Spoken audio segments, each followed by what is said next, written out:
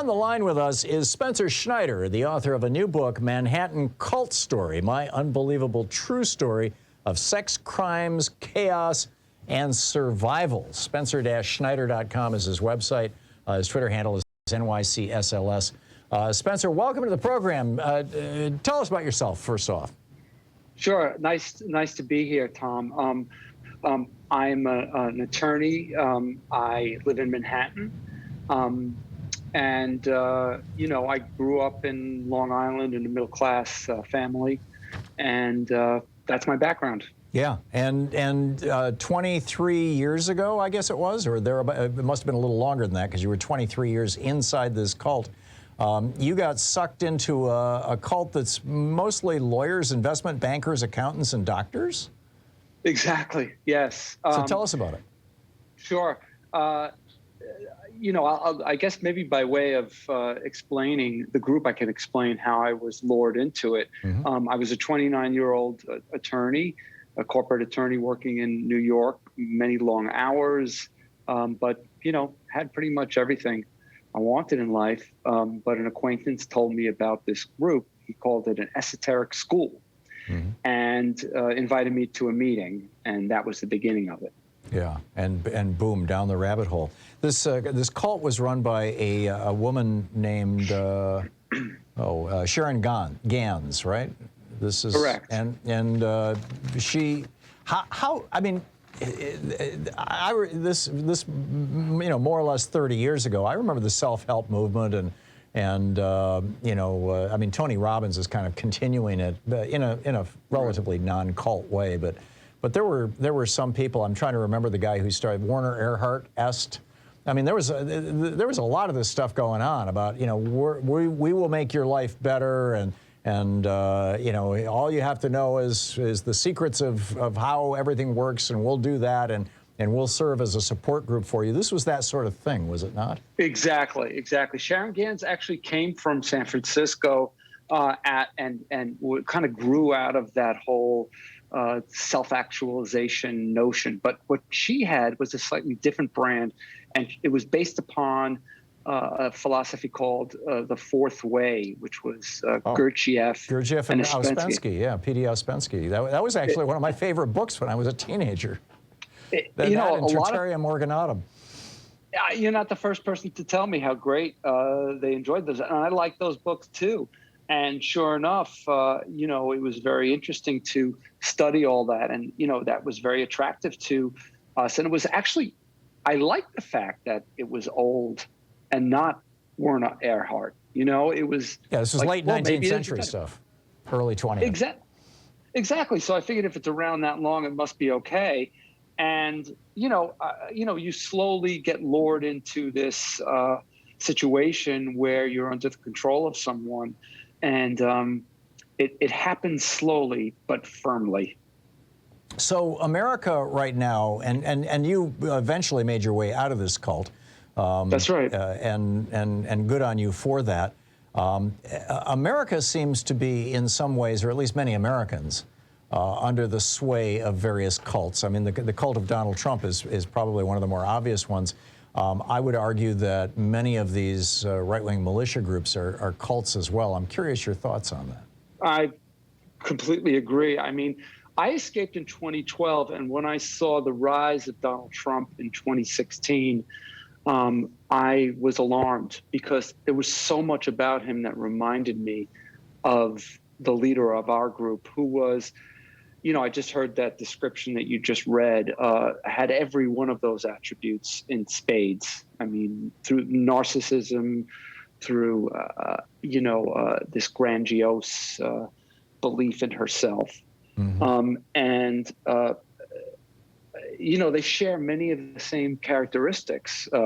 These right-wing groups that I think a lot of the people there really think they're doing the right thing. I think there are evil people in the groups, sure, and the leaders, but just like in my group, I mean, we were looking for something, mm-hmm. and the leaders knew what we wanted. Right, and they basically promised it and said, by the way, I alone can fix it, or I alone can do it, as Donald Trump, literally said. How in your opinion, how can we most effectively help people who are trapped in cults, whether it's a one of these right-wing cults or whether it's one of the self-help cults or something else? How do we help people break out of them? Yeah, that's the big question. And here's, I've been thinking about it a lot. I think the most important thing is to talk to people in the most rational way that you can without provoking them. Because again, they're under the illusion, as you say, that they're involved with people who are telling them the truth. So it's important to actually explain the truth in a rational way. And I think it's also important to learn that people learn that the leaders are not interested in them except to exploit and use them. And that when it comes to their real self-interest, the leaders are not there for them. And you can see that. I mean, look how many people have been indicted and going to jail in the January 6th movement. Right. Well, and I've in fact, I wrote an op-ed about this 6 months ago or so, saying that if I truly believed, I mean, if Joe Biden had said, the election was stolen from me and offered what I believe to be credible evidence, I might have been there on January 6th. I mean, it's, I think many of these people were dupes. They believed that they were trying to help save our country, which is tragic, but still, it's over the top. They should have known, I suppose.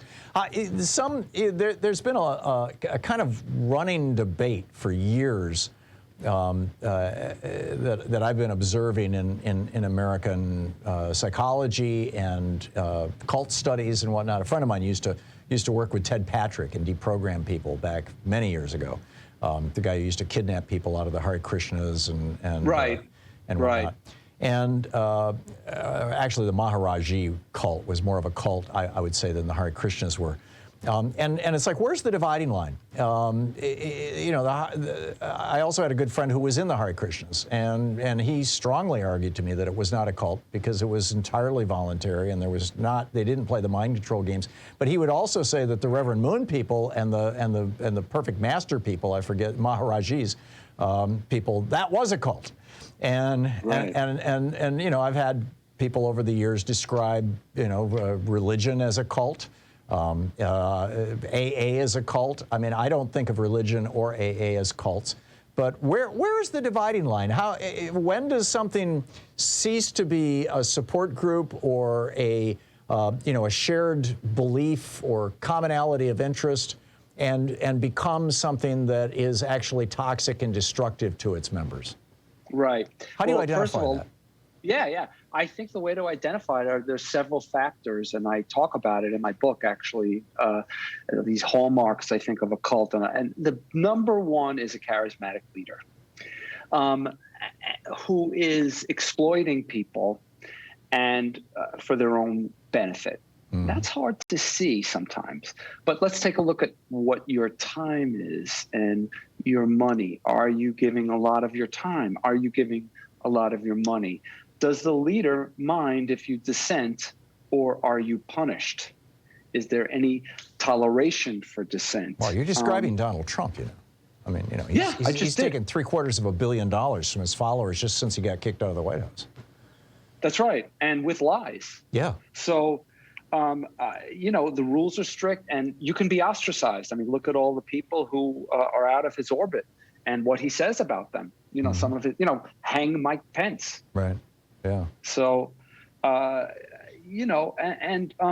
there's also, at least in my group, it was very secretive. And again, exploitation and coercion, that's the dividing line. Because, look, people do say religions are cults, and I don't believe that unless they are sort of splinters, like, the Mormons have these far-out groups. Yeah, the fringe, the ones on the fringes of those more or less mainstream religions.